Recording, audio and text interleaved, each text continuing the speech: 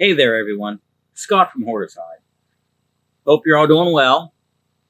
I've got something a little different for you today.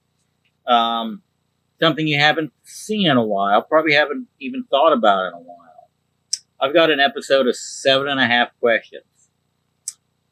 But what's kind of special about this one is it's a lost episode because I just found it. The last episode I filmed was back from November of 21, and this was with VK on Comics. It was actually a pretty interesting episode. He's a really, really neat guy. Interesting collector. Why did it get finished? I really don't remember. Don't know. But that's what makes this one all the more interesting. So sit back, relax, get yourself a beverage, and enjoy the uncut, unaired, previously unaired, lost episode of 7.5 Questions. Right after this.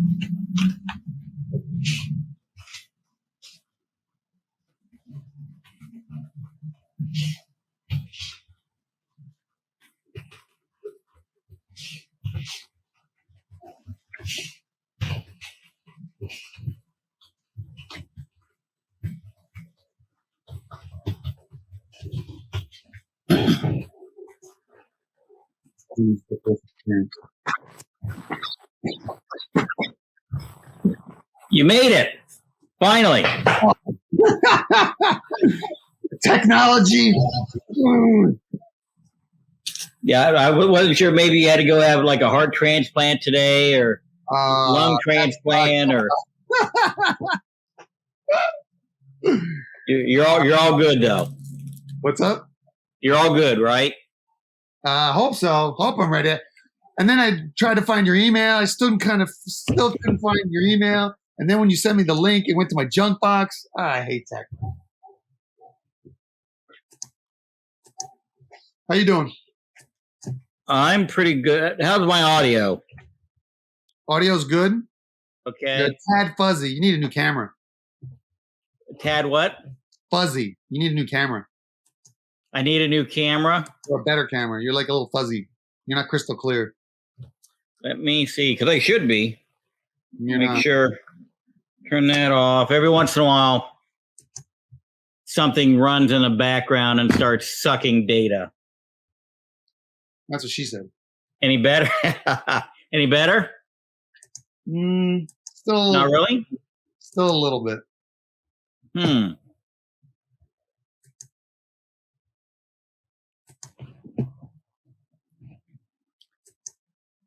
Is that a warehouse or is that part of your house? It's warehouse, workshop, whatever you want to call it. Oh, okay. That's a big room. Yes. Yeah, it's oh wow. Jesus. Huge. Yeah, just keeps going.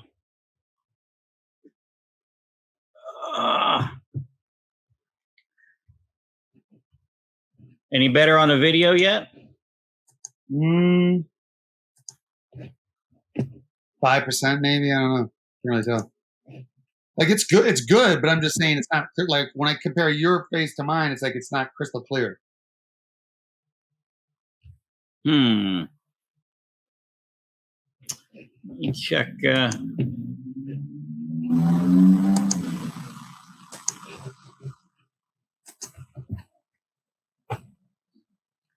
How's that? Does that camera look? Sure. Okay. Yeah. Okay. Yeah.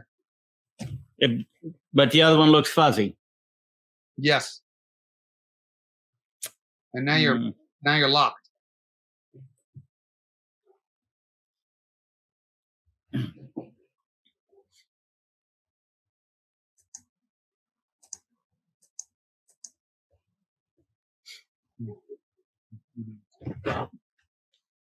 All right. So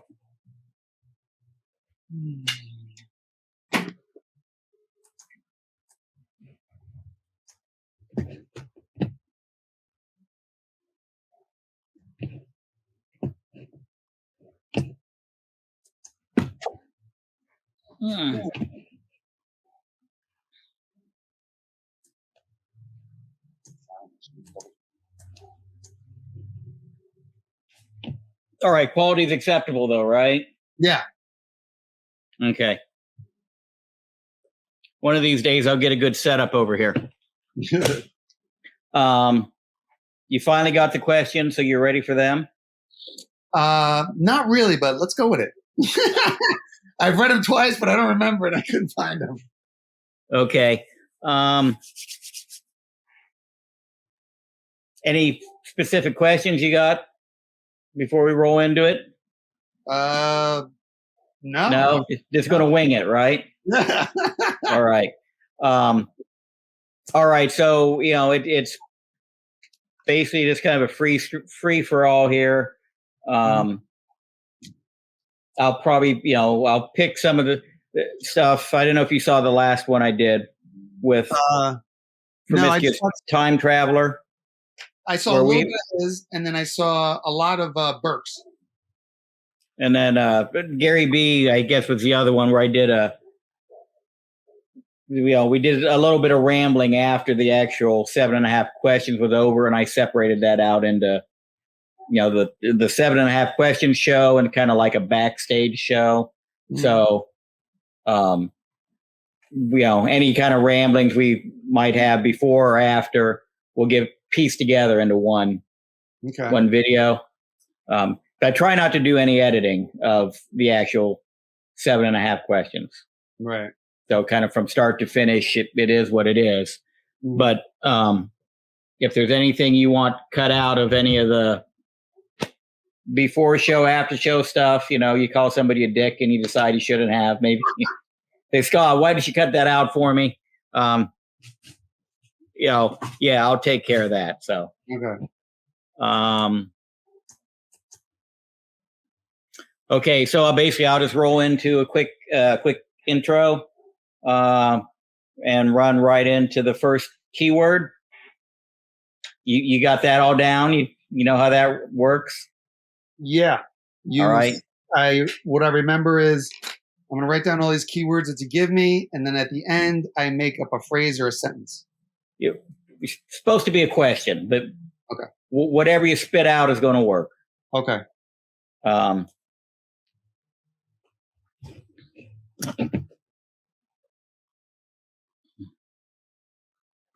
Okay. All right. Well, let's get rolling. So, want to welcome everybody to this episode of 7.5 Questions. My guest this week is VK on Comics. Want to thank you for coming on the show. It's been a hard time getting you here. No, I apologize. Life. You got clearance from your doctor? Yes, he did. Just awesome. He was excited. You mind? I was going to ask for a note, but I thought I'd just take your word for it. Yeah. So, all right, you ready for your first keyword? Yeah. Good. First keyword is going to be rice. Okay. Rice. Got it. Rice. All right. Question number 1. How did you come up with your IG handle, your YouTube handle? When I first got into YouTube, lack of a better phrase, I was overwhelmed. And I'm not, as you know, I'm not that tech savvy. So I literally hired a tech company to help me get on YouTube. And he actually came up with my name. Okay. He knew I was dealing in comics. My last name is Van Kirk, Raoul Van Kirk, so VK in Comics.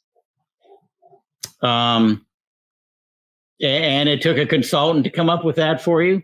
Yes. Did you ask for your money back? No. Did you say I could have done that one? Right. Well, they say keep it simple, right? Yeah. So what about your profile logo that you use? Where does that originate from? So the one that I use is I literally just changed it. But right now, what it was before was Captain Rex from the Star Wars franchise, and he's got his pistols over his face. Oh, you froze. I'm back. I can see you now. Oh, okay. Yeah, I froze. You froze. One of us froze. Yeah, it's not that cold though. You're still frozen on my end. Can you hear me though? Yeah, I can hear you. Okay. So that I'll get up and do jumping jacks every once in a while just to make sure we know. So that picture with his arms crossed, holding his blasters of Captain Rex, that's actually done by a well-known artist called Finley. And so I just pretty much just messaged him, said, "Hey, is it okay if I use it as my avatar? Just be respectful." You know what I mean? And then he said, "Yeah, no problem," and and that's it. Good. He's one of my favorite characters too, Captain Rex. So when you started this whole process, did you have any kind of second choices for name or for your avatar, or was it pretty much you went with what the consultant said? And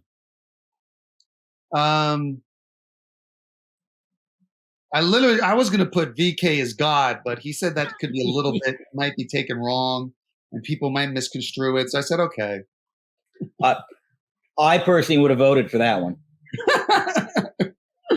And then that would have been my choice. And then my avatar, I kind of still haven't settled on an avatar yet. I'm still going through them. Right now, I changed it. It's no more Captain Rex. It's actually my face. Yeah, I've gone through a couple. They've more or less been the same. I've just stylized it a little bit, changed colors maybe. Yeah. But yeah, it's some people are lucky. They pick one and that's it for forever. And other people, change logos like they change underwear, I guess. Yeah, I'm actually thinking about changing my name right now because lately I've been Marvel's just too much on this whole social justice warrior kick, this whole woke culture, and it kind of turned me off on Marvel. And so I may change my name because I haven't been doing comics really for like 6 months. I got maybe 300 graded comics still sitting in CBCS and CGC boxes I haven't taken out of the boxes yet. So I may change my name to VK on collectibles. Yeah, I definitely noticed you've been doing more along the soccer cards primarily. Yeah. But you've got a big unboxing you've been talking about, but you haven't done it yet. No, I haven't done it. And you say you literally have 300 slabs. You need to. Yeah, I'm looking at the boxes right now, and it's like 1, 2, 3, 4, 5. Yeah, it's probably like a dozen boxes. And how long have they been sitting there? How many months? 6 months? 8 months? 6 months? They've been sitting there 6 to 8 months. Okay. How many of them have you? And I'm sure you know what's in there, right? I could, but not off the top of my head, no.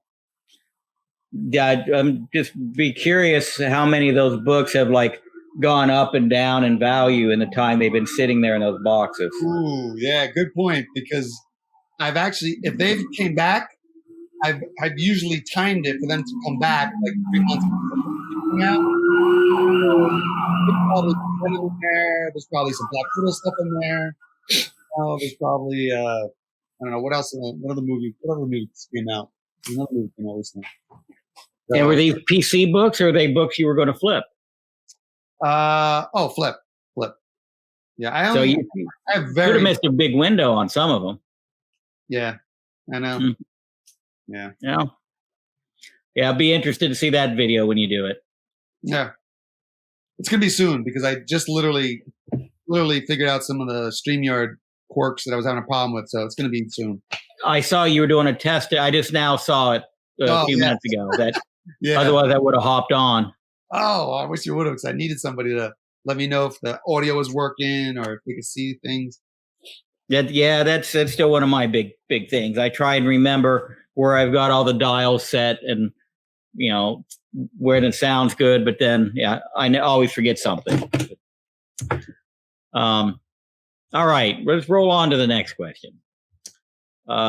First comic you remember reading? Ooh, I remember this question, and I was trying to think of it. It's either a Conan book or Spider-Man, because that's what I mostly read as a child. You froze up again. Am I still here? I can hear you, but you're okay. Yeah, I lost your audio there for a second. Oh. So it was either Conan or Spider-Man. I'm surprised how many people say Conan. Really? That's Spider-Man, Hulk. Some of those mainstream. I always expect. Conan, I hear a lot from people, which I did not expect. Conan, man, I was just all about Conan. It was the naked women on the covers, wasn't it? Half naked. Yeah. Oh, Red Sonja, come on. Who doesn't like a badass female in a chainmail bikini? So and you may have said this when the audio cut out. So how old were you when you remember reading your first Conans? Ooh, probably around 10, before 10, 8 to 10, around there. Yeah. So that's something you bought with your allowance, or mom and dad picked those up for you, or? I bought with my allowance. So this is about 1978 to 1980. And so my dad gave me $5 a week allowance, and I would either spend it on sports cards or comics. And that was Conan. And then the Spider-Mans. So back in the day, my mom would order her magazines, like her Reader's Digest and things like that. And at the same time, I guess you could, if you ordered enough magazines, you get like free comics or something, you know? Because I just remember all of a sudden my mom being like, "Oh, do you want some comics?" And I was like, "Yeah," and that's when I started reading Spider-Man. I was like, okay. Yeah, I seem to remember something like that for mail order back in the day. Yeah. Or it was spinner rack. Kind of like the Columbia House with music. They send you a check sheet, and you go through these are the magazine subscriptions I want, and comics were probably on there. We're dating ourselves right now. Yeah. Yeah. Well, at least we weren't part of the Columbia House LP club. LP club. Yeah, that's way back. Or Farmer's Almanac. Yeah. You probably helped Ben write that first issue, didn't you? Proofread it for him. Yeah, Sonny. Back in the day.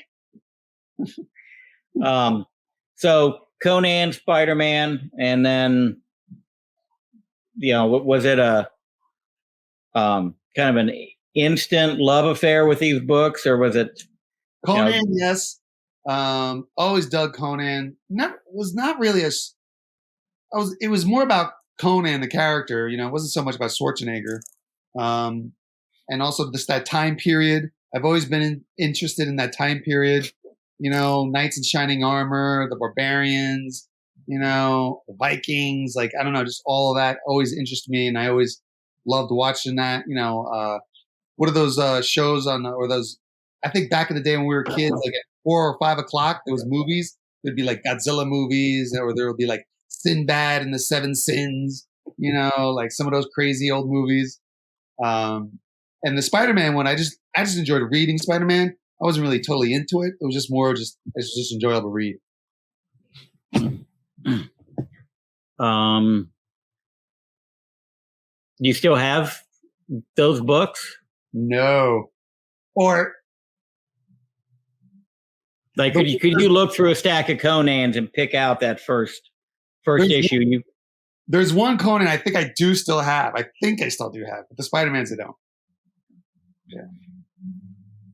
And so it's just one of the first issues. It's not the first issue. Oh yeah. It's just I think it might be it's one of the issues that's pretty the cover's pretty popular because I believe it has Red Sonja. He's on the deck of a ship and Red Sonja's running straight at him, and he's kind of got like a side shot, and she's running straight at him on a bow of a ship.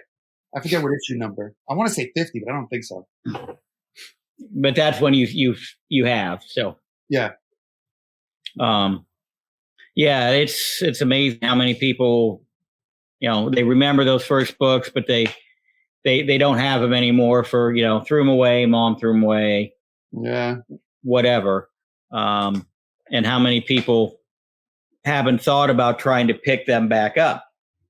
There was the first books they remember reading, but they don't go back after them. Yeah. I never had a desire to go back pick them up or going after. Yeah, because if you start looking through some old Conan covers, you probably start remembering some of those books. Oh yeah.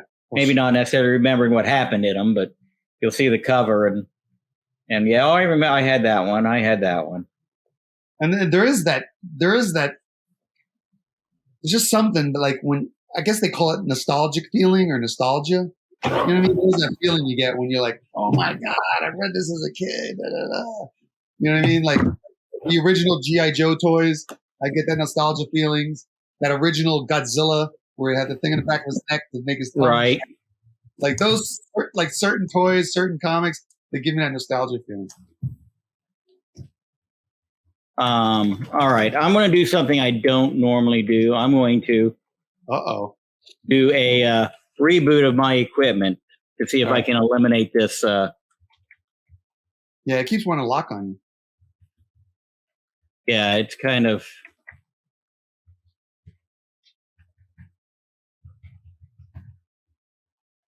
Yeah, and I'm assuming when you lock on me, I'm locking on you. So, all right, Hopefully, no more than 2 or 3 minutes. You can entertain everybody while I'm gone. No pressure. No pressure. All right, guys. Who wants to know the dirt on Hoarder's hide? You ready? No, I'm kidding. Good guy. Very entertaining. Probably could stand it. Could do stand up if he wanted to. And he's got a ton of comics, as you can see. And I think that's just a drop in the bucket. I'm trying to get me to find me some macros. Robotech macros. I don't know how to explain the whole macros Robotech thing. I believe macros is what started first, and I believe that is what Japan calls it, or what they started it out as. And then I believe when it got big and it came to the U.S., I think they changed the name to Robotech. I think. If anybody wants to comment or leave a comment, let me know. You can correct me. I'm always about education. So, but definitely, I'm bugging them. I'm like, find me some macros. I need macros number one, because I believe Macros and Robotech just finished their licensing agreement. They had a big war between those two on the whole licensing, trademark, whatever they do to protect their rights in their property rights. They just finalized that. So I think there's going to be like a whole big Robotech universe. So I want to get ahead of the game and pick up some macros number one. So I've been bugging them to dig in a stash and find me some. And then what else? What else can I babble on about until he gets back? Who's ready for? Oh, who's ready? Who's ready for Book of Boba Fett? I cannot wait for that. To me, it's like it's gonna be like Sopranos in space. You know what I mean? And Boba Fett is Tony Soprano. You know what I'm saying? What do you mean? Huh? Bosk? Bosk is causing problems? IG-88, go whack him. It's gonna be good. All right. Don't tell him what I said. Damn it. This is recorded so I can replay it, right? Are you serious? It's recorded? What? I'm kidding. All right. So I got to do one more thing. All right. To get my TVs back in sync. Does the video look any better now? Actually, dude, whatever you did, crystal clear. All right. Now, you don't need a new camera. Now I hear echo. It's not bad. I hear me echoing, not you. But it's not bad. Now it's gone. Are you hearing you echo or me echo? Neither. It's gone now, but now you're frozen. And we still locked.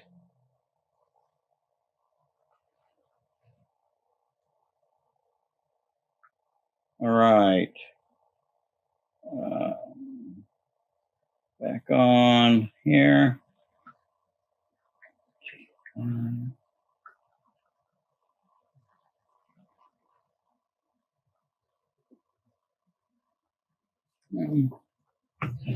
All right. Piss on it. Woo. Excuse me. You ready for Boba Fett? Book of Boba Fett?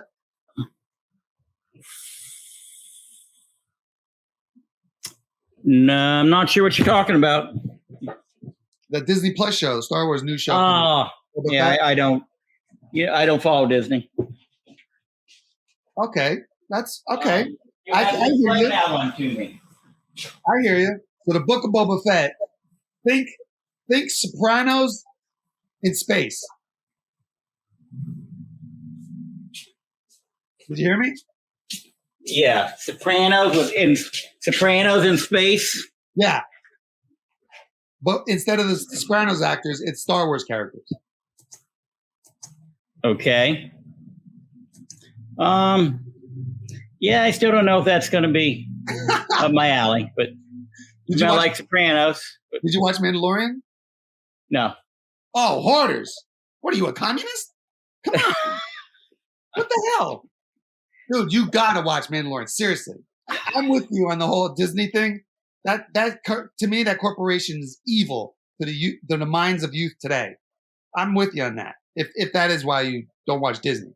But you gotta watch Mandalorian. It is so good. So good. And there's not much there's no that social justice crap in there either. Right.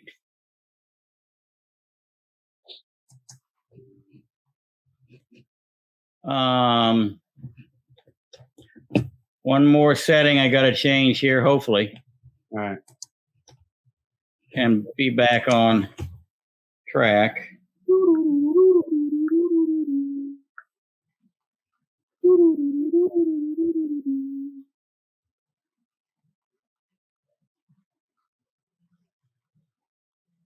All right, I want that one there. All right, so I've got that one back. You know, I just got way too much shit going on here. You need an assistant. Hire some help. If I could find somebody that works for free. All right, and Raymond Comics.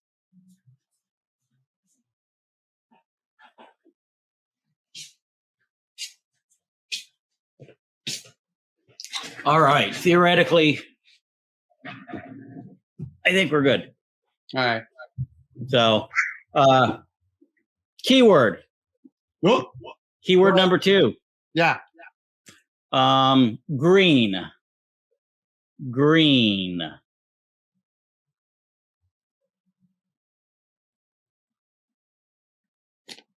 Oh, okay.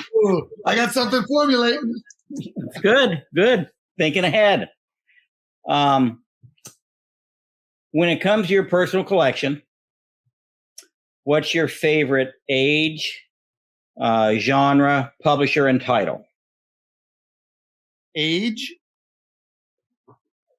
genre, publisher, and title. Publisher and title. For my PC. Yeah. All right. Age. Silver, copper, or bronze. Now, genre, I don't want to assume. What is your definition of genre? Horror, superhero? Yeah, exactly. All right. So genre, superhero. Publisher. Come on, Marvel. Title. Ooh. Title, PC. It always changes. So, like, if you could only read one title the rest of your life, what would that title be? Conan.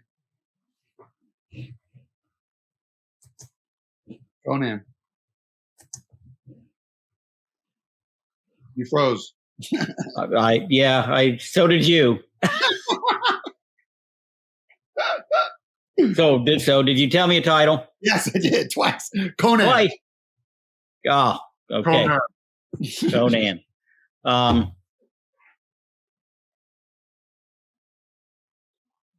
So what's your main reasoning for that? You actually said silver. If you had to pick one age, it would be silver age. That would be your top. Silver, copper, or bronze. Well, now that's 3. That's not 1. All right. Fair enough. Bronze. Bronze. Okay. Why? Artwork. Just the way they present themselves during that period. It's a blend of Silver Age with modern, in my opinion. It's a nice blend. And then a comic book. So superhero, you said would be your favorite genre. Yeah. Reasoning for that? I've always been attracted to things bigger than life. You know what I mean? Like that just goes. You're just like, oh my god. You know what I mean? And what's bigger than life? You know, except for superheroes. You know what I mean? Right. Yeah. It doesn't get much bigger than that. Yeah. And why Marvel? I've never been attracted to DC. I just never. The only thing that I ever enjoyed in DC was the old Justice League cartoon. Okay. Hello, welcome Justice League, whatever that was. That is the only thing I ever liked with DC. I just never did it. And then Marvel just always had the cool characters. You know what I mean? Conan, Wolverine, Godzilla, robots, you name it. If you wanted it, it was always in Marvel. And when I grew up reading comics, we didn't have all these publishers. You know what I mean? I think we had maybe like four to five, and we only had maybe 2 or 3 superhero ones.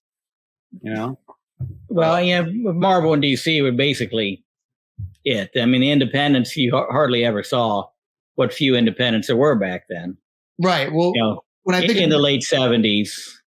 When I think of independence back then, there was also Dell, but they did mostly cartoons, So there was a couple others, but there was just when it came to superheroes, I think it was Marvel and DC, right? Was there a third? Would have been Gold Key. Yeah, Gold Key, that's it. And then transitioning into Whitman by late 70s, early 80s. All right, with all those mergers and acquisitions there. Yeah, and Whitman. I think Whitman. What was the first one you said? Gold Key. Yeah, I think Gold Key and Whitman had 1 or 2 superheroes, but they weren't they weren't out of this world superheroes. It was like Turok, original Turok. Things like that. Yep. Yeah, they did. DC and Marvel definitely kind of had a monopoly on it there in that time frame for sure. Yeah. Yeah. All right. So, moving on to, you said you're thinking of changing your name from comics to collectibles. Yeah. What's that one collectible that got away from you?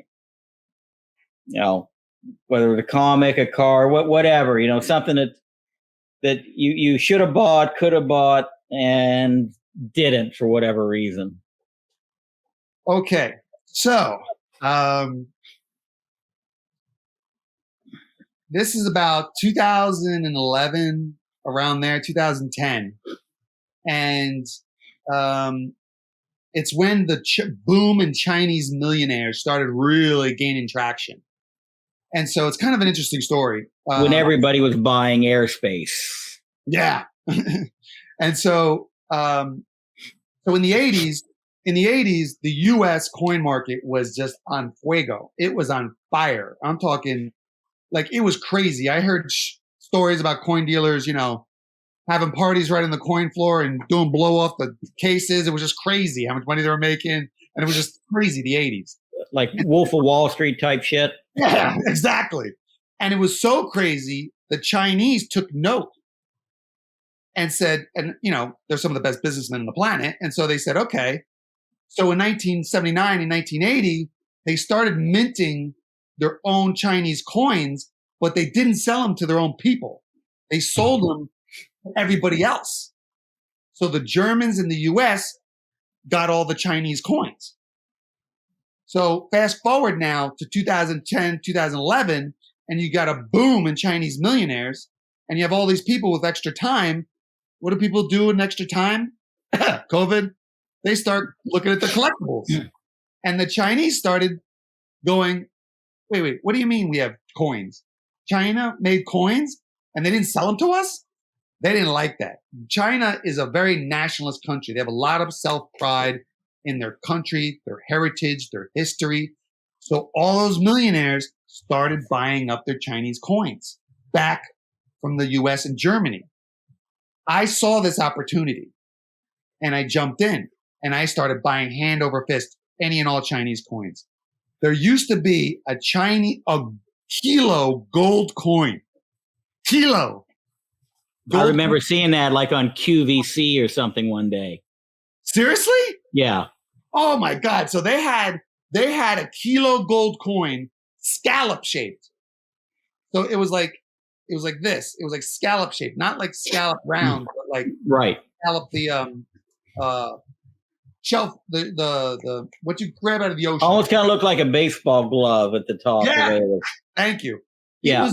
And it had two, and it depicted a scene from a famous Chinese artist who the name is escaping me, but the last name starts with a B.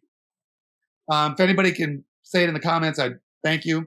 And it was two horses galloping next to each other, and it was the most beautiful coin. And I remember calling on my broker, going, "Sell some shares.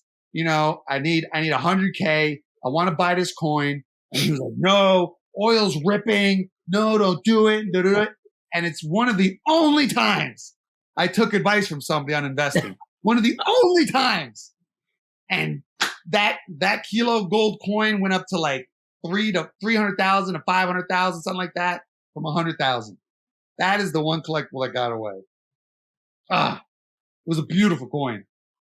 Beautiful. And so that's obviously one you didn't go back and acquire. Oh no, that thing's probably $500,000 to $1 million right now. Yeah, I would say that's probably $1 million plus at this point, especially with the actual price of gold right now.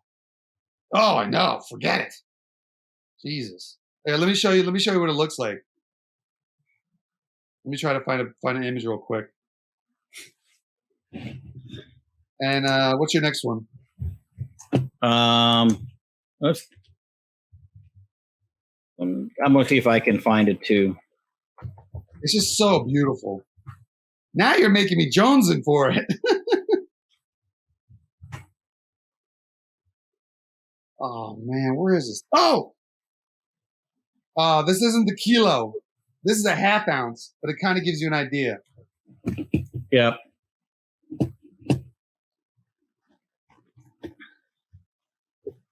Oh man, I wish I could find it. It's beautiful. Oh, here it is.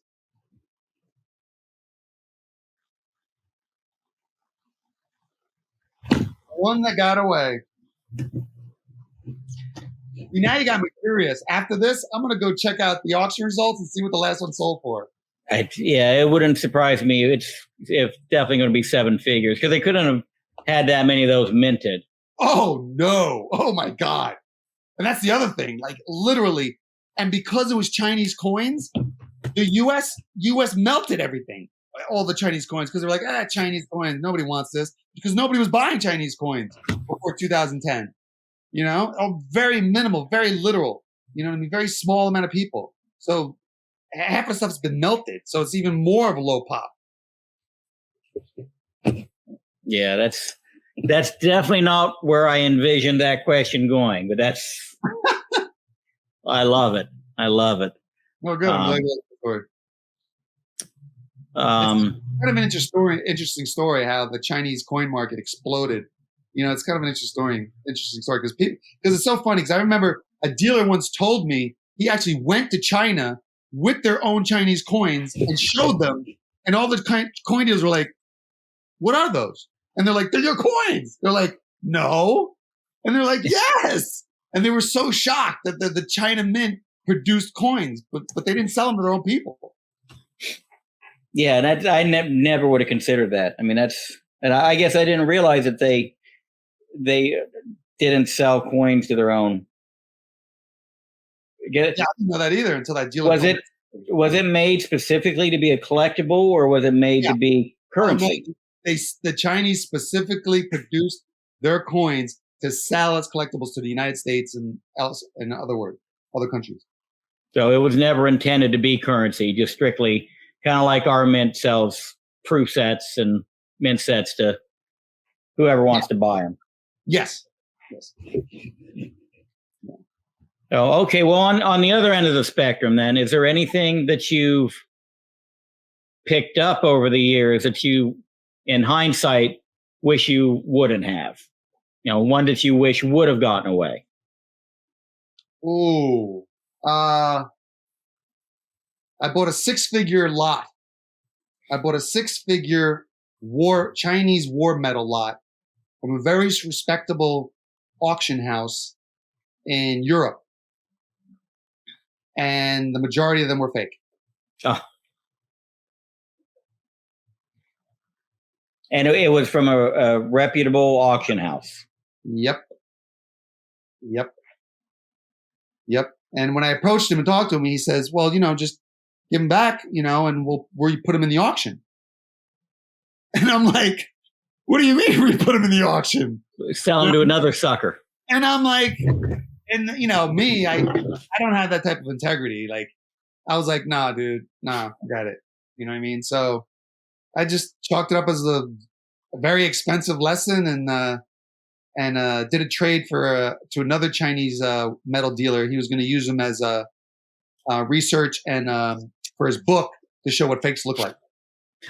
It's nice to have fakes, counterfeits, whatever you want to call it, as long as they don't cost you six figures, just for a learning tool. Yeah.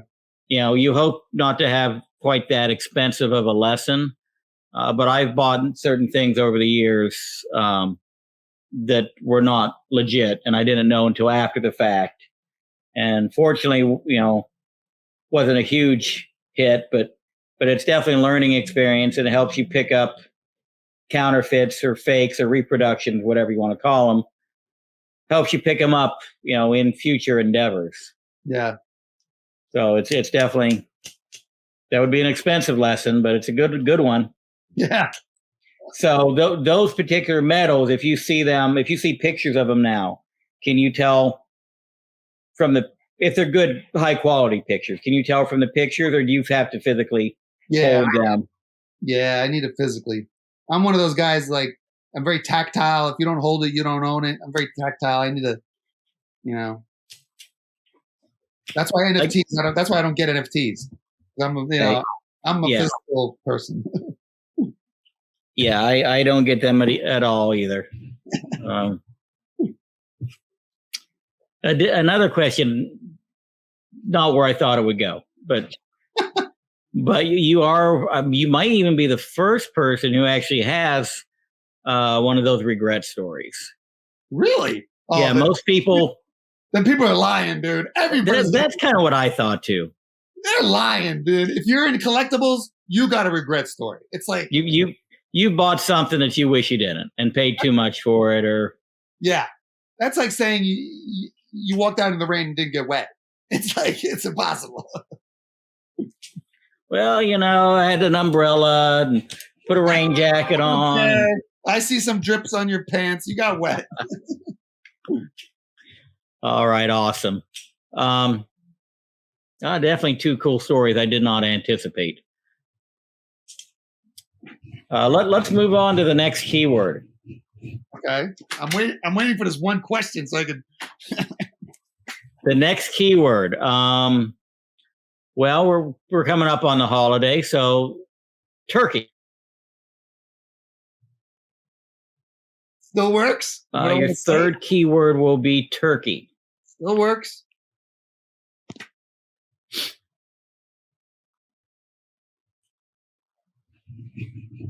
I'm interested to see how this video is going to look with all these freezes. You froze again? So, rice, green, and turkey. All right, there's three. All right, this is my favorite question. All right. Who's your favorite artist? Ooh. I was thinking of that, and I'm like,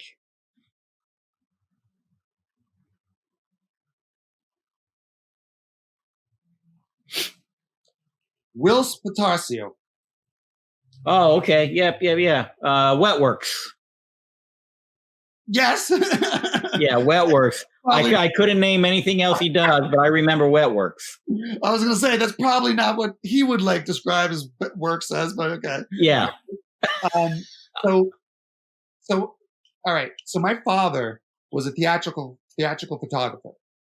He's credited with being one of the individuals that's credited with bringing the Russian ballet to America. Okay. There was a movie called Ballet Russe, Russian ballet. I think that's what Ballet Russe, or Russe, I think means Russian. Ballet Russe, Russian ballet. And throughout the movie, they show his photos. And so I grew up constantly seeing these images of ballet dancers, female, male, these sculpted, sinewy physiques, you know. And then I got into comics, you know, and you know, and also too, he because he was in New York, his studio, he photographed a lot of the burlesque dancers.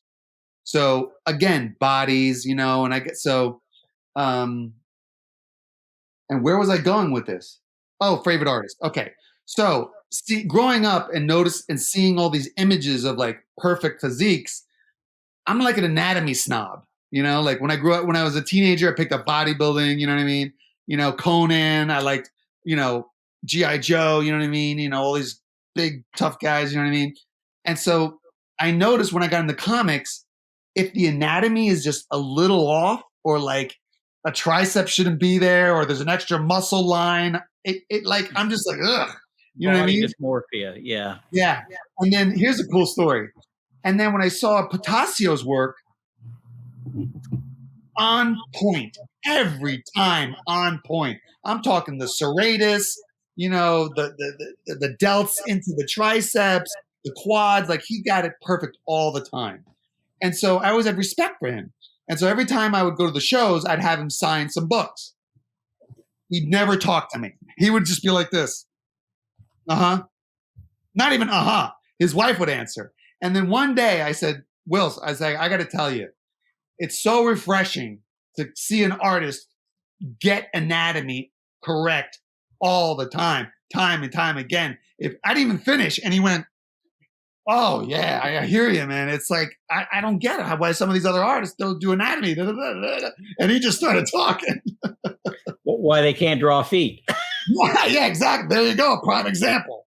You know what I mean? So it's like, if I don't care if it's the hottest book, if I take it off the rack and it's the anatomy's wrong, I'm like, back on the rack.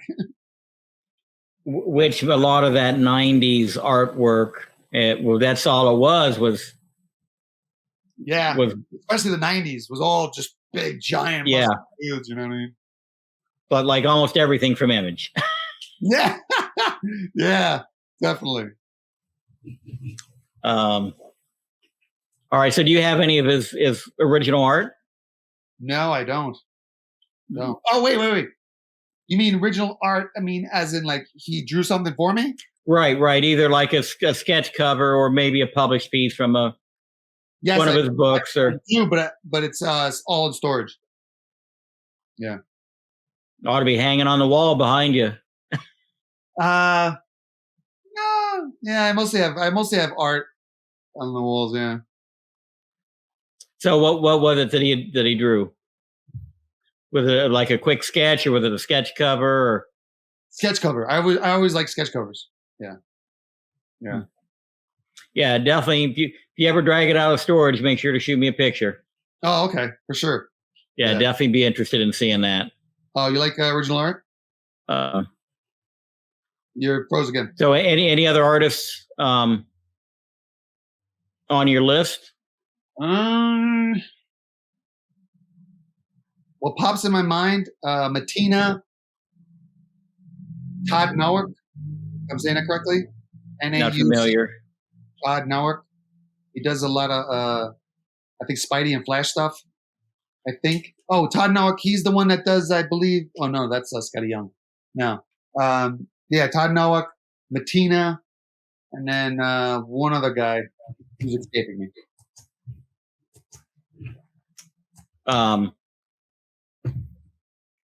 Oh, Jamie Tyndale. Oh, from what original art do you have from any, the cons you've been to over the years? Oh, Jesus. It's in storage. I didn't have a chance to get it and look at it and see who I got. So you got stuff laying around you don't even remember? Yeah. I bought a ton like 10 years ago because I couldn't believe like the original storyboards, like the big sheets. I was buying some epic covers, epic pages from comics for like $50 to $100 a piece. This is like 10 years ago, and now those things are going for like $1,000 a piece. It's crazy what some of that art stuff is going for. Yeah. Yeah, it's definitely some of the stuff I bought 20 years ago. I'm amazed at what it's worth now. Yeah. Yeah, but there still are work you can get for $50, $100 a page. Oh, really? Yeah. You look around, look at Comic Connect, even on eBay, you can find pieces going that cheap. But usually now they're not killer pieces from the mainstream, but it's published art. Yeah. That's the way I look at it. It's published art. It's comic history. Whether you may be the only one that wants it, but it's out there. All right, this is one I think you've been waiting for. What do you collect besides comics? No, that wasn't it. But what we see behind you there. So right now, what I've been getting into is soccer cards. So I always had an affinity for soccer. I come from a very physical, athletic background, and I've always had an appreciation for soccer players. Even though, I tried it as a little kid, and I was like, "This is hard," and then B, in soccer, you need not only explosive speed and power, which is on this end of the physical spectrum, you also need endurance.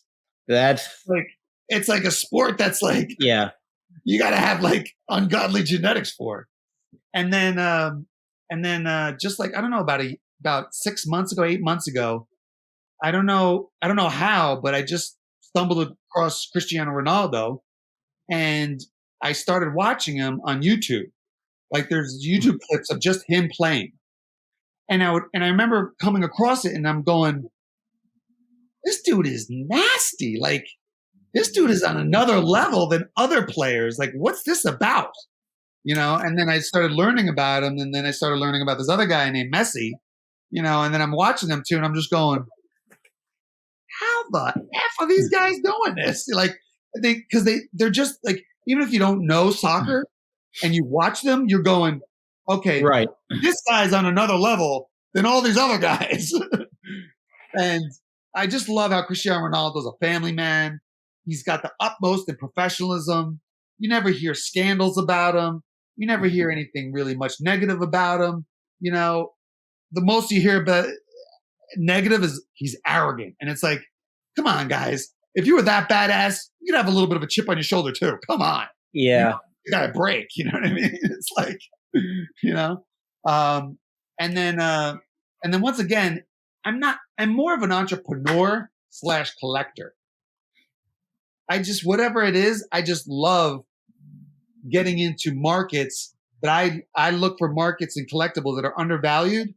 And then it's almost like to see if I'm right, and then I like to dive in, and make bets and then see if I'm right. And for whatever reason, I have a good knack for sniffing out markets at their lows and riding the wave. So how much of what you speculate on then do you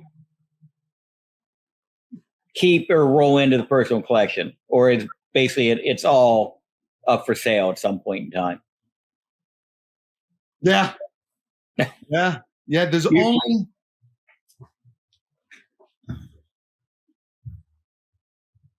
Yeah, it's very minimal collectibles that I keep. Very minimal. So you're not married to anything? No. Yeah, like I cannot think of it. Like the only things that I guess I'm married to anything is like stuff that was left to me. Like, you know what I mean? Like some of the artwork that was left to me from family members. Like that is the only thing, that I would never get rid of. But everything else, you know what I mean? Everything else, yeah. It's all got a price. Yeah, or my daughter will get it. I wish I could be more like that. I just have a hard time of letting go of. Really? I would have never guessed. You never would have guessed. You never would have guessed that. Your name gave a little bit of an inkling. Yeah, I mean, I let the occasional piece go, but not as much as I should. Which is strange when I've got literally 100 copies of some books. You think you should be able to get rid of a couple of them to somebody. Wow. Now wait a minute. So those 100 copies, say those 100 copies are of Venom, okay? Now with the movie coming out, you still won't sell? If they were that valuable, I would. Okay. The ones I have that many copies of aren't. Oh, okay. If they were even if they were $50 books, I'd at least pawn some of them off. Right. But I mean, I've got about 25 copies of a maybe $300 book. Mm-hmm. But I don't think I'm going to get rid of any of them. Right. Or here, I have a collectible right here. Okay. So this is a book, A Loud Song by Daniel Seymour. Okay. My adoptive father took this photo. Daniel Seymour, my adoptive father's son, worked with John Lennon and Yoko Ono as kind of like on some video projects and some. He helped edited some of their videos and things like that. And so this book actually is a collectible. It was sold actually a couple of years ago. I saw one sold in Bonham's auction. Bonham's is a pretty big name, so that gave me pride to see this book at the auction, and that my great uncle was able to get to that type of level where a Bonham's would sell his book. So like this I'll never get rid of, and it'll probably go to my daughter. So it's a pretty rare book, then. Yeah, it is a rare book. Yeah. Because something like that, I'd see it in a bookstore, look right over it, Right, yeah. But probably how many rare books that we overlook in situations like that. That's a book and well for a reason, but right. And I guess the big time collectors do, but the average person digging in the dollar bins isn't going to. Yeah. Or going through the used book bin at the local Goodwill store, going to go right over top of something like that. We can't know everything about everything, though. No, that's the funny thing with collectibles, man. You can't know everything. Yeah, it's pretty hard. I mean, you can't even know everything about one particular area of collecting. Yeah. And then you have the old adage, another man's trash is another man's treasure. Yep. You and I might go, wet works, ugh. And then the other guy might go, wet works? I want them. I'll buy them. Right.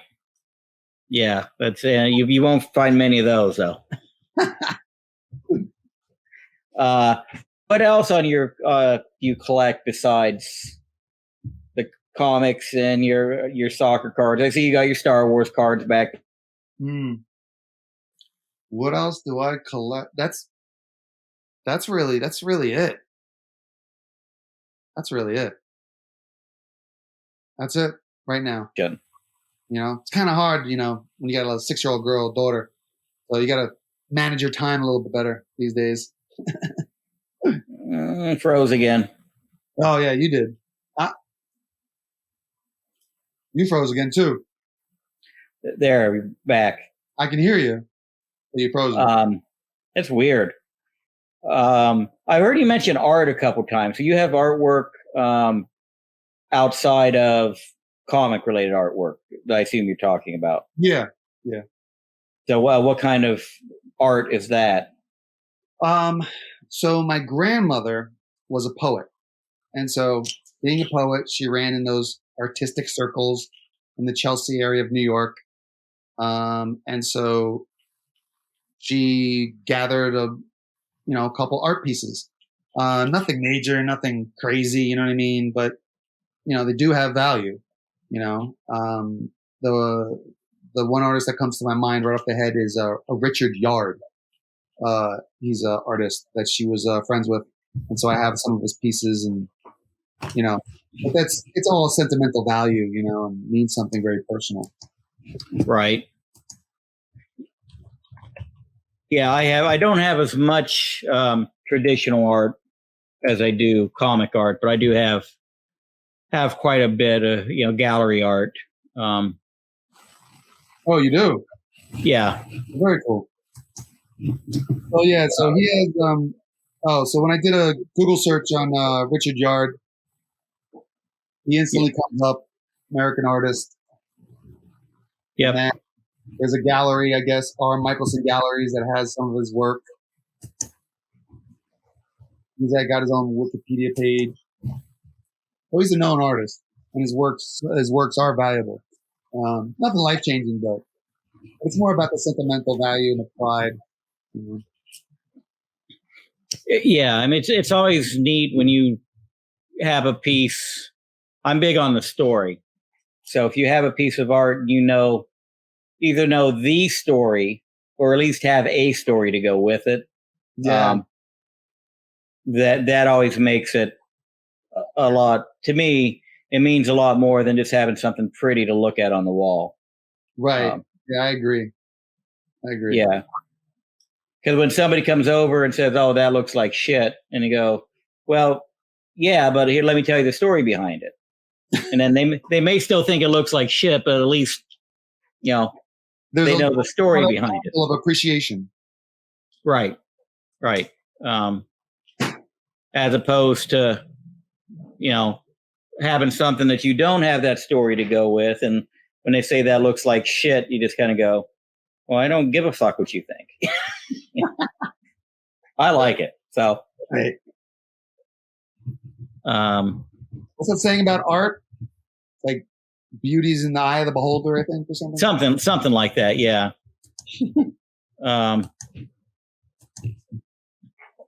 All right. Anything you want to add to any of these previous questions? Anything you think you forgot? Okay. We've got one more keyword to go to. All right. And I just want to tell a story about a collectible. Okay. Is that okay? Yeah. All right. So, as you know, in the collectibles business, so many people, when a lot of times when they buy collectibles, you know what I mean? It always bugged me, like in coins. I remember when I used to be in coins, and these other dealers would be like, we'd close up, we'd do a show, and at the end of the show, I remember there was this one dealer that was like, "Oh yeah, this old lady came in with this coin, and I ripped it. I got it for $100, and I just flipped it for $5,000." And I used to hate that. It used to kill me because we just lost another person in the collectibles market because they got burned. So that means they will never come back, or they won't sell it to us again, or anything. Right. And plus, I just don't like working with people like with that type of character. You know what I mean? Or being in industry with those people that type of character. I always prided myself on buying things at market, top dollar, at market price, and watching it go up from there. That to me was your measure. That to me, right? You know what the hell you're doing, what you're talking about. And so, let's see, when was this? In 2013, at market price on eBay, I bought a 1991 Lamborghini Diablo for $69,000. 1991 Lamborghini Diablo, red coupe. 69.5. Yep. From Repo Depot. That's me. Emerging Market Group. There's my name at the bottom. My initials RS. My last name back then was Seymour. I changed it when I had my child. And that's what I paid. $69,500. I sold that car in like 2016, like 3-4 years later, for $130K.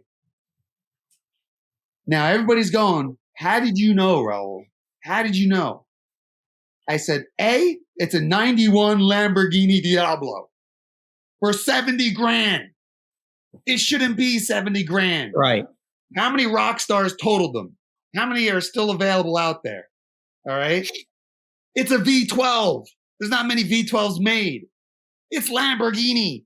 And every college kid, high school kid in the 90s had that poster of that red Lamborghini on their wall. Thank you for bringing that up. And you know what made me solidify my purchase?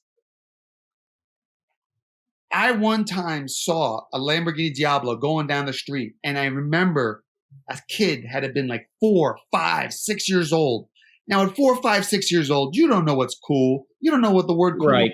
You don't know materialism. You don't know status. You don't know any of that things. All you know is, oh my God, that looks cool. That looks amazing. And he was literally tugging on his parents' clothes going, oh my God, what is that? What is that? I said, that's a $150,000 reaction. Yeah. That is my most proud collectible purchase and flip. What's that car worth today? Ooh, probably 150 to 200K. Yeah. And do you, in your opinion, do you think that car is something that's going to, is that going to keep going up like stupid numbers? Oh yeah. Oh yeah. Oh yeah. To me, all physical collectibles are going to start going up stupid money, because literally, what's our future going to hold? This whole new virtual world they're creating. Yeah, everything's digital. Yeah. So we're going to have a quarter of the population, or a large percentage of the population, living in virtual worlds, and the other part is going to be living in the real world. And to me, physical items, at first, the whole VR thing is going to, and then once the hype dies down, maybe in 20, 30 years, physical items. What color was that Lamborghini? Red. It was red. Yeah, you got to get red. Yeah. I mean, I don't think they did anything but red and yellow. Black, maybe. Black. Red, yellow, white, and black, I think. Yeah, that was always my dream car. Yeah. Oh, dude, let me tell you something. Driving that thing. Oh my God, dude. You're just like, how is this legal? How is this on the road? Yeah. Yeah. I wouldn't even mind having a kit car with a 4-bagger in it. It's the look. I was never about the speed. It was the look. Oh no, dude! I'm telling you, when you turn that thing and it was just like, yeah, and you're like, what? Okay, hold on. Oh God. Yeah.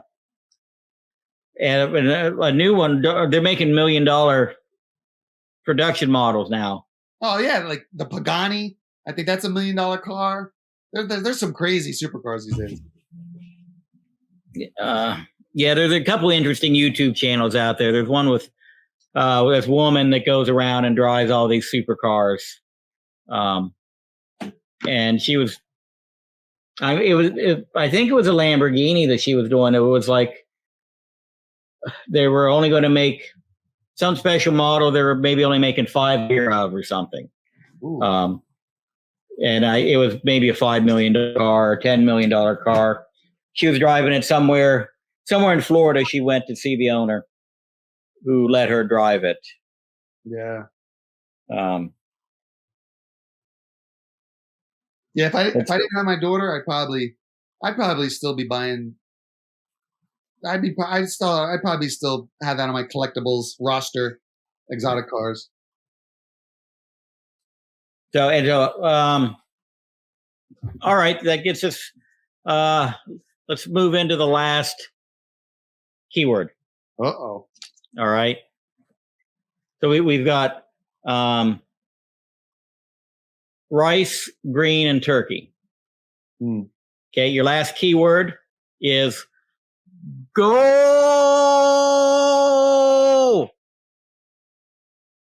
Oh my God! Did you say goal or go? Yeah. Goal. Oh man, that was a good word. Oh my God! All right, so you got a couple more minutes to think about your how you're going to work that in. Work that into your question. And your last question of the 7 before you do your half question. I heard you mention your daughter a few times. How old is she? 6. 6.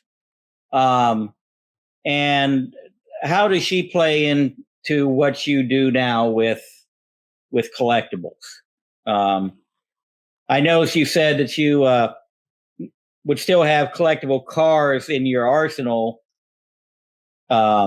if she hadn't come along. So, right. I mean, and what do you mean by that? Well, time is limited these days. You know what I mean? We're all so busy. You know, we all got so many distractions. And so I just am trying to, having a daughter, I try to manage my life where whatever I do, she could be included also. You know what I mean? I don't want to do anything where my time would be so separate from her. You know, I'd like to get into things where we could do it together, you know? So soccer, she plays soccer. I play soccer with her. You know what I mean? She likes Ronaldo. We watch Manchester United games together and she's like, go Ronaldo. You know what I mean? And then the comics, you know what I mean? We'll go to the Comic Cons and we'll go to the My Little Pony artist and he'll do a sketch. I actually have one in her room. I framed it. He did a sketch cover. The guy who actually the original guy who does them all, My Little Ponies, you know, or she'll help me by putting the comic backboards inside the plastics. Like I'll give her little chores and she'll have to put in the boards inside the plastics. And then with the soccer cards, you know, she'll come with me to the soccer card shows and she'll go to each table. Do you have Ronaldo? Do you have any Ronaldo? She probably helps you get better deals that way. Yeah, exactly. Uses those butter eyes and goes, do you think we could get a discount?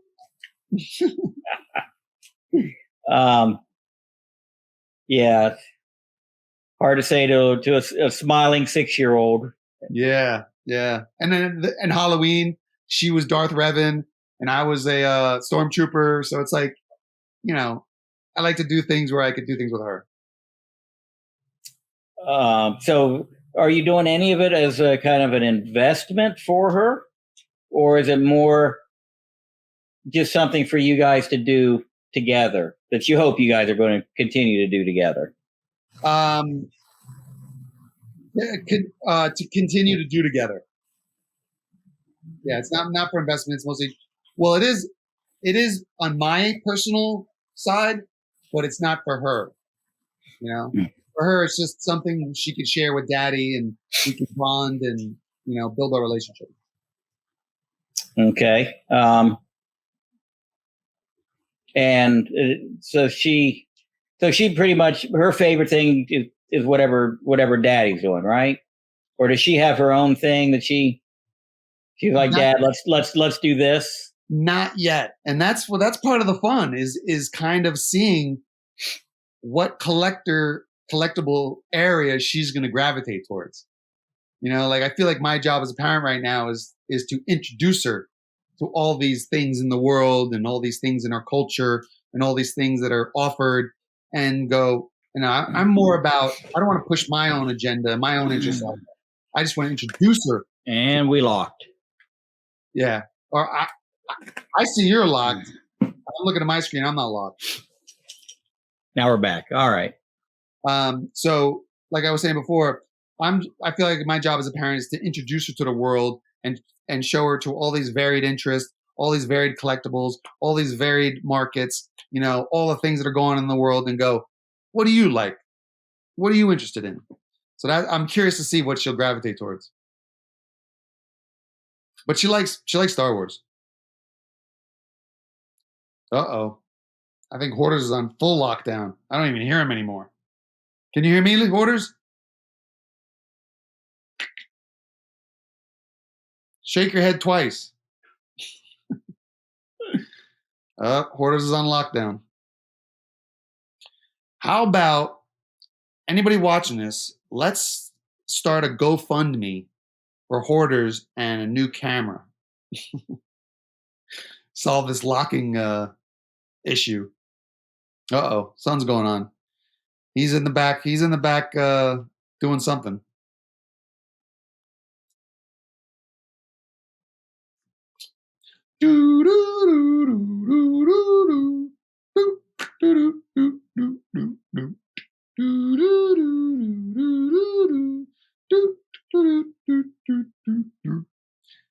So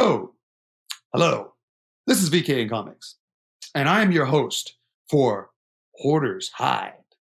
And on this show, we deal with hoarders. Do you have a hoarding issue?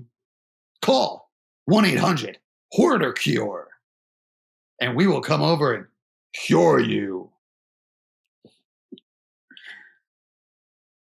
All right, I guess I'll tell some jokes.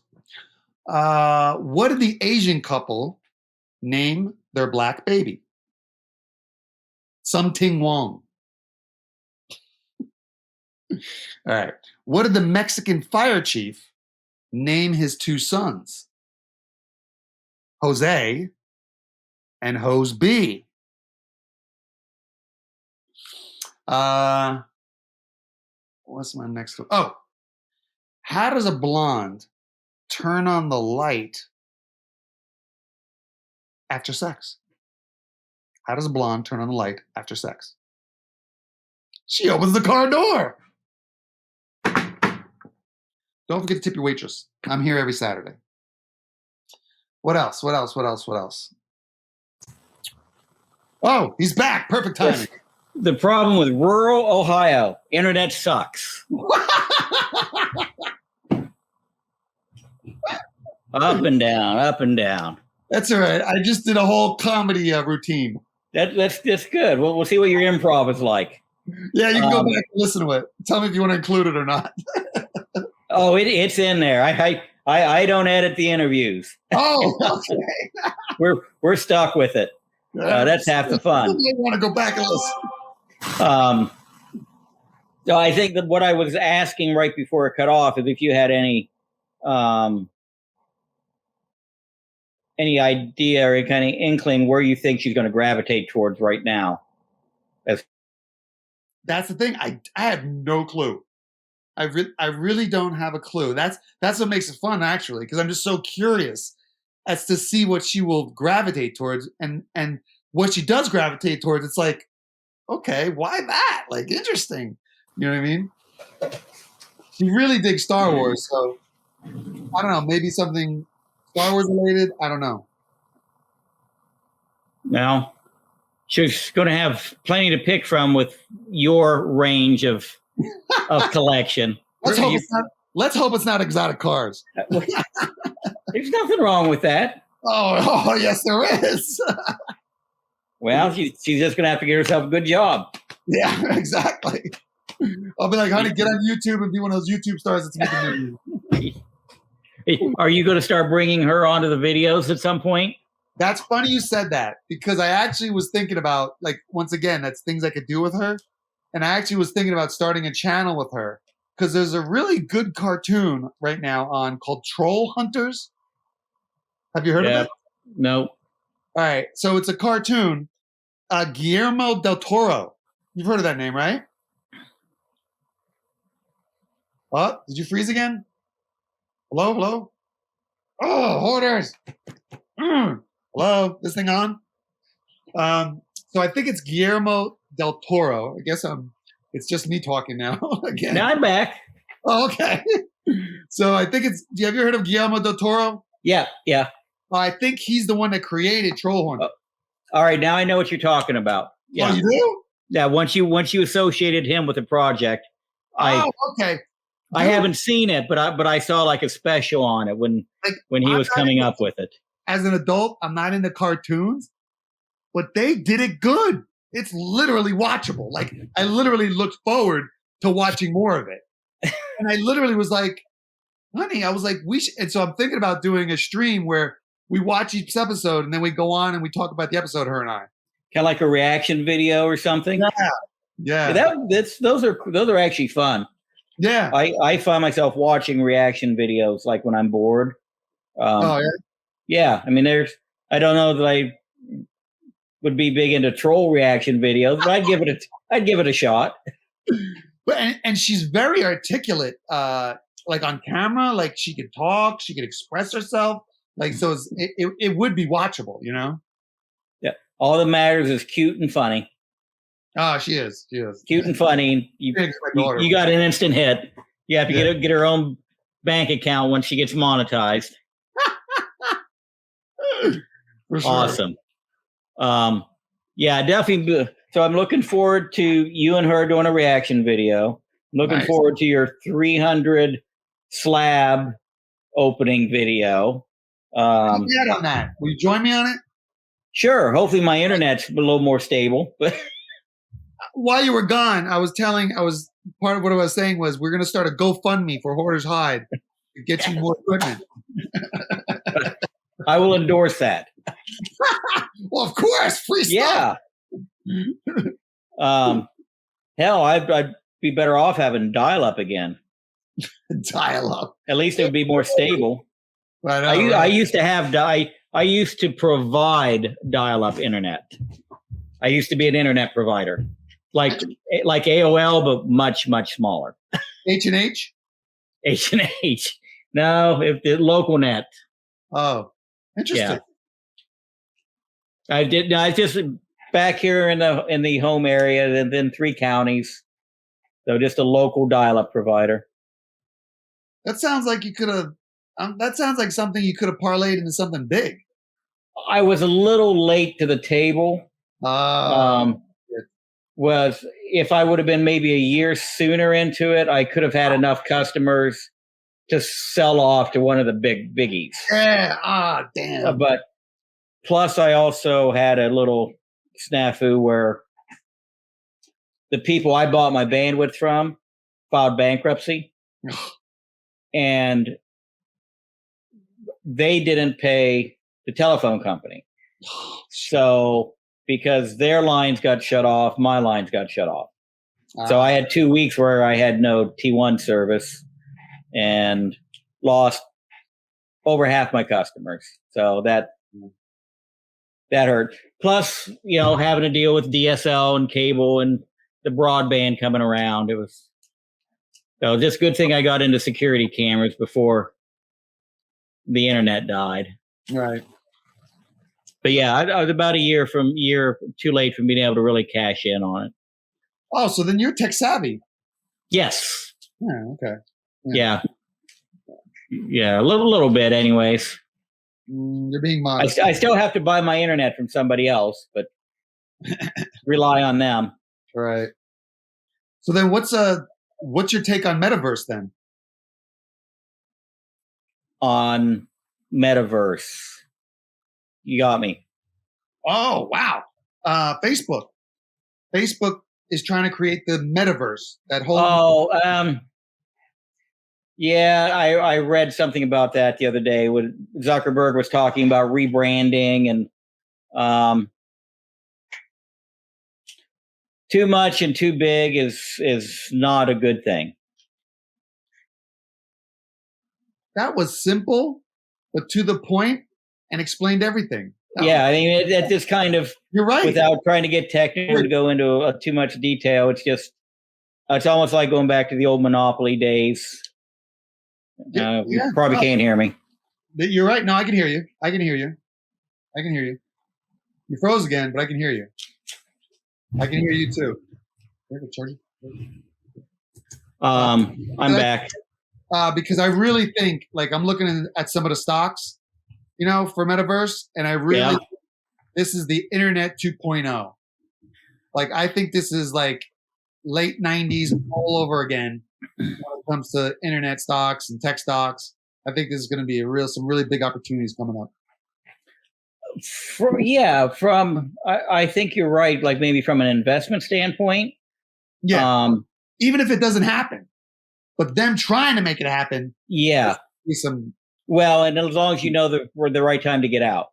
Oh yeah. Oh yeah. Yeah. That's one of those things that you almost hope it doesn't happen, because I just think it's going to be. I just don't think it's going to be good. I know, but at the same time, it's to see what you mean. It's almost like you don't want another pets.com fiasco. Well, yeah, that, and you don't want to end up being. Okay. Sorry. That kind of has monopoly written all over it. Yeah. And we don't need government coming in breaking up monopolies again. We haven't had that in a while, but that's just never a good thing. So, well, before I lose internet again, are you ready for your half question? You got your Okay, so I need to give you a question with these words. you right. Ask a question using those 4 words. Ask you a question or Or yourself. You're going to ask and answer your own question.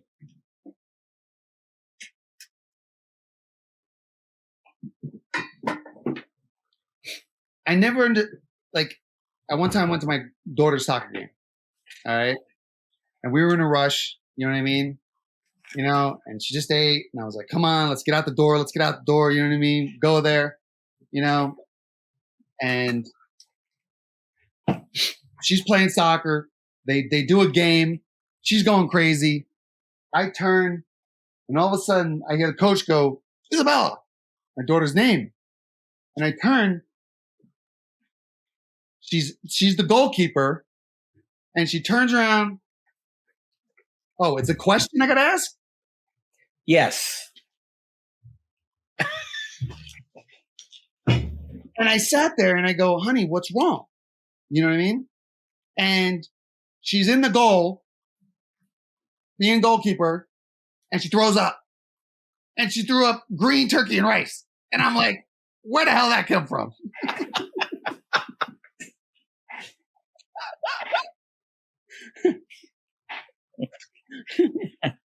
And so I teased her and said, hey, Greenie, come on over here.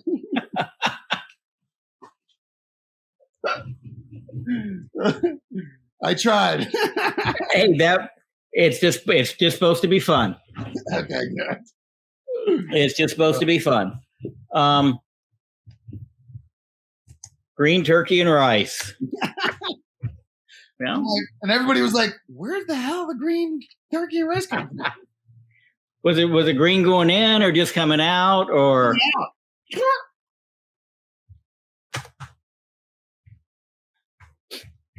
All right. You got anything coming up you want to plug or? No, just look for me on YouTube. I think I got some like kinks worked out, so I'll be streaming on YouTube a lot. I think I may do a stream right after this on something. So everybody watching, I'd appreciate it if you sub up and give it a like, and also sub up and like Hoarder's Hide, Instagram, YouTube, all of it. It always helps the channels out, people. And thank you. And Hoarder's Hide, thanks for having me on.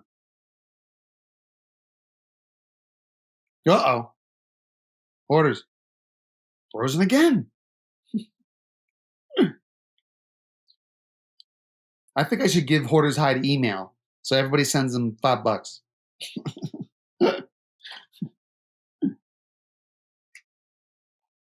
Let's see how long should we wait for Hoarders? How long?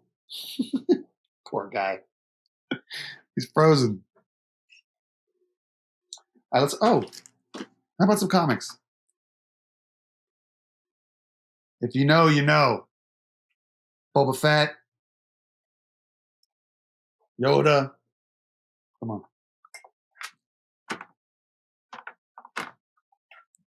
Dr. Aphra.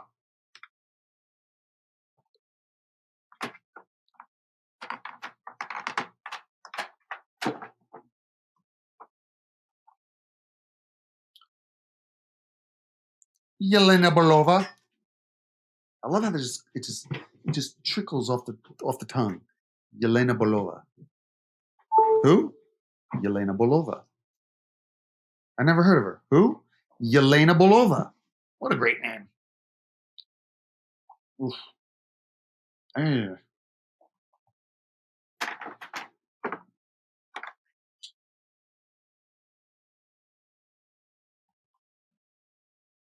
When you like one, you get two. Let's go for a little pop culture action. This is a big book. This is a great book. You gotta love this. Origin of Snake Eyes and Storm Shadow. Second print too.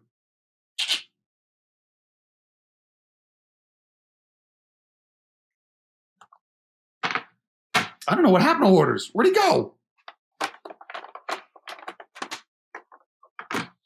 All right, let's see. What am I going to do on my stream?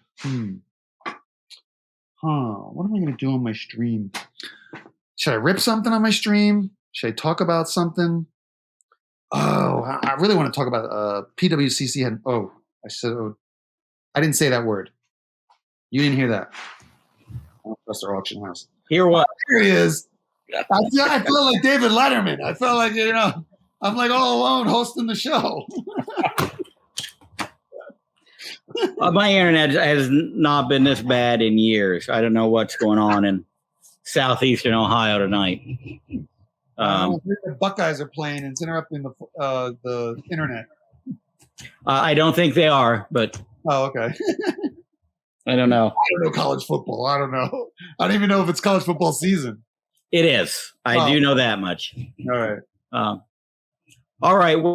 Well, I think we'll go ahead and call it quits on the actual interview portion of this and maybe hang out backstage for a minute or two before the internet dies again. All right. Yeah. So, again, check out the links I'm going to have in the description, everybody.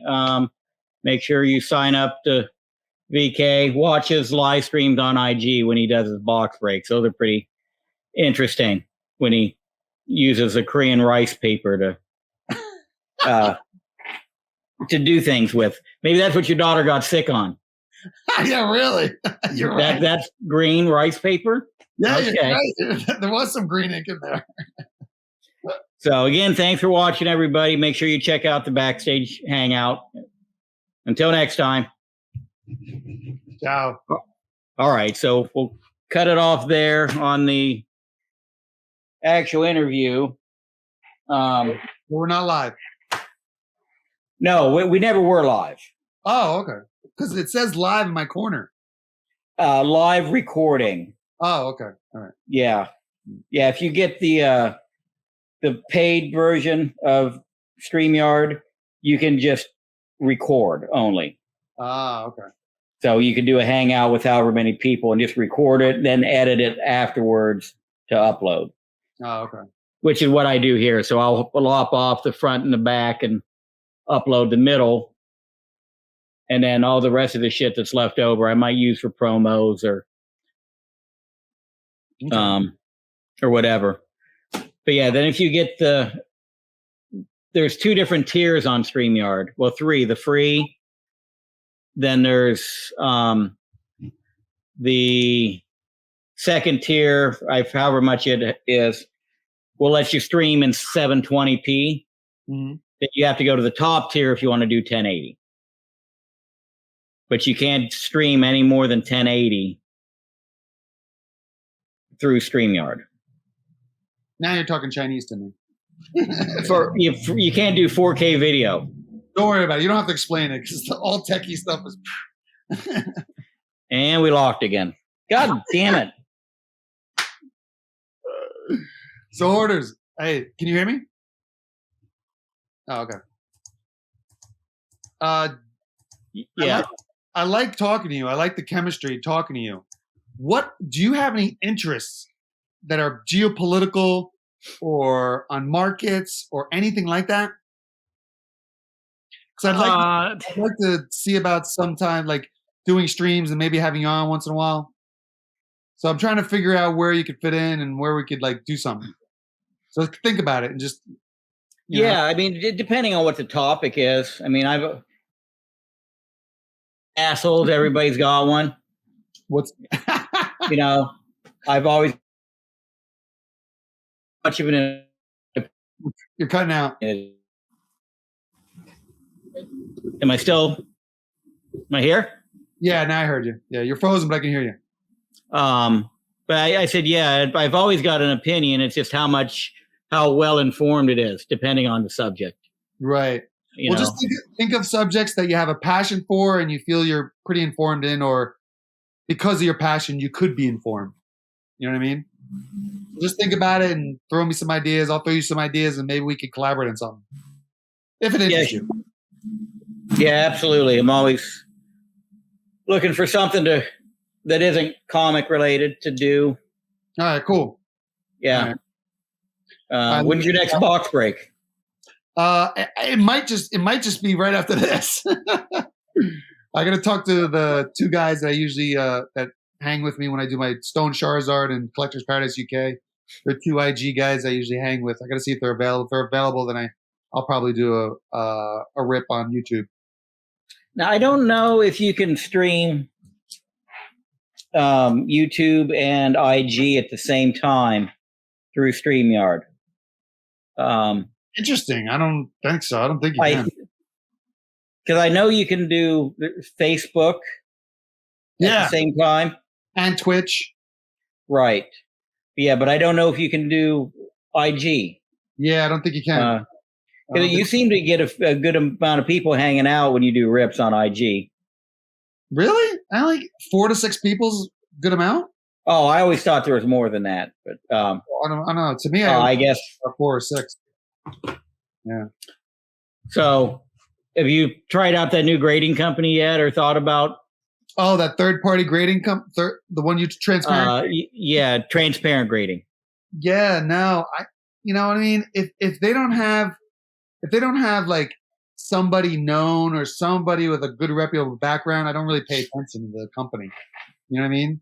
I'm still hoping SGC keeps on the trajectory they're going. Or are you talking sports cards or comics? Sports cards now. Okay. Yeah. I'm waiting. I'm hoping SGC keeps on the track they're going, because they might start rivaling PSA in a year or two if they keep on track what they're doing, and if PSA keeps fucking up like they're doing. Well, I mean, which one's only doing? The PSA is only doing like $100 cards. Yeah, PSA. I mean, that's insane. But they're losing a lot of market share. And let me tell you, they have to be, because they're basically telling 95% of the people out there, we don't want any of your cards. Yeah. And let me tell you something. There's a company out there called CSG. Have you heard of them? No. Yeah, CSG. CSG grading company. Oh, man, I don't want to. Let me look it up first, because I don't not want to butcher this. But their parent company is huge. Huge. Oh. All right. So Certified Sports Guarantee, CHG.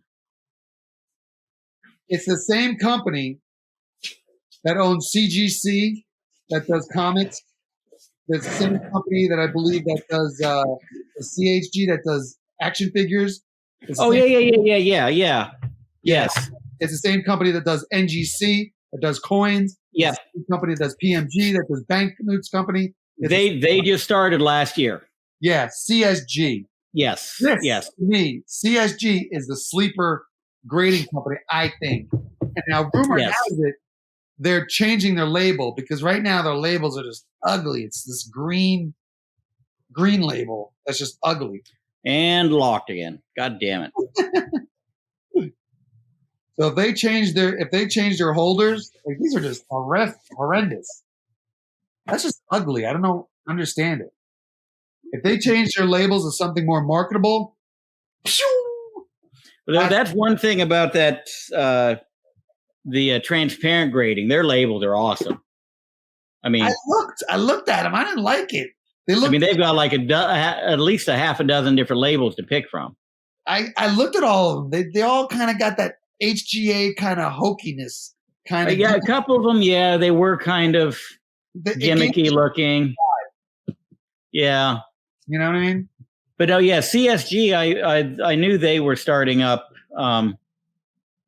I don't know anything about them other than when I renewed my CGC membership, I came across the CSG, because I also sent some coins in to NGC and some paper money into PMG. Oh, very cool. I know nothing about paper, other than I buy it cheap when I find it. Well, let me know, because I used to deal in coins, paper money. But I sent a bunch of $2 bills in, and to me, looking at them, I thought they're all red notes. Uh-huh. I think maybe they're all 53 series. Oh, yeah. And to me, they all looked really good. And when they came back, they were it's weird because I sent in, I think, 5 notes, and they were like graded 35, 40, 45, 50, 55. You know, it was like they were, but now I have like an example of each different grade, and I can, if I actually want to, study them a little better, right, to try and figure out why one graded over another.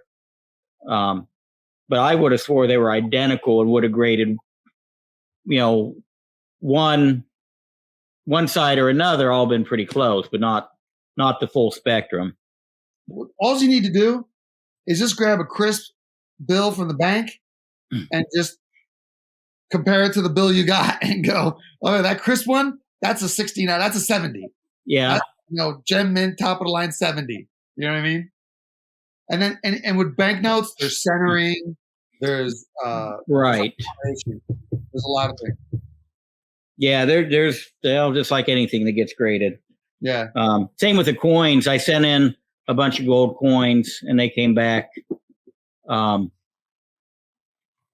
of them came back 65s. Ooh. And one of them, they actually raised my fee on one because of the low pop on it. Wow. What'd you do with it? It's sitting in the safe. Auction that puppy off, man. It was I think it was a $5 gold piece, and they put it at 8,000. Dude, hoarders, sell that and fix your camera. Yeah. Come on. Yeah. Hoarders, you can't take it with you. But all the rest of them came back as, what do they call it? They said they were cleaned. Ah, that's notorious with coins. Notorious. Yeah, and again, I looked at all of them under a loop, and I couldn't see, but obviously they. Yeah, next time if you need, I can help you out with that. You know what I mean? It's tricky. Gold coins can be tricky. There's times where you look at it and you're like, but it's clean. It doesn't have the original skin. It's like it's a certain look. Yeah. Gold skin, original gold coins. It's got a certain look. It just takes time. So I thought about cracking them and sending them to another company that they might slide through on. Or you could just, I'll tell you off. Oh, wait, we're not recorded, right? Well, we can go on. All right, I'll tell you off camera.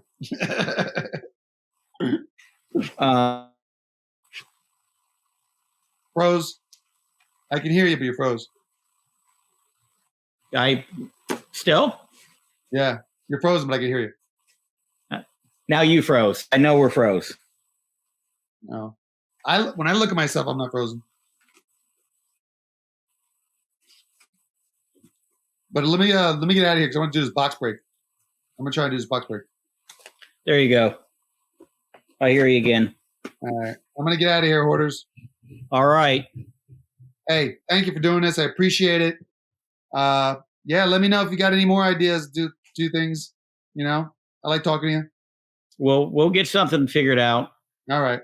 Cool. So what area of are you wanting to try and target, or are you really just open for on these random ideas for?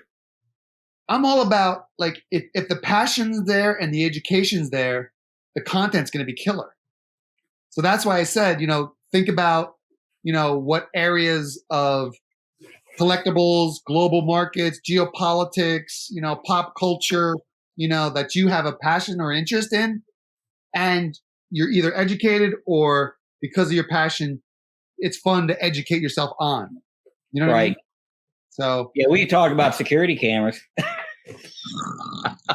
Well, what? Yeah.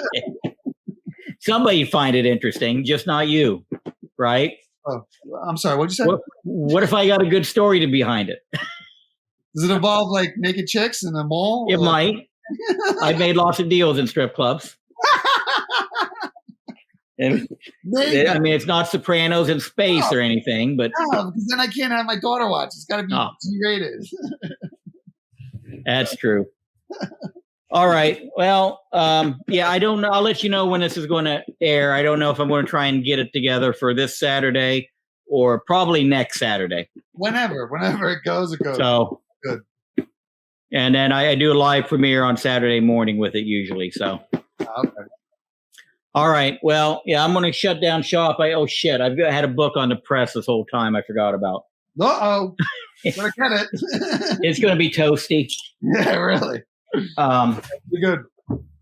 Yeah, I'll let you know when it's going to air. And if you're going live, maybe I'll see if I can catch you. Thank you. Ciao, my All friend. right. Take care, Scott. Yep.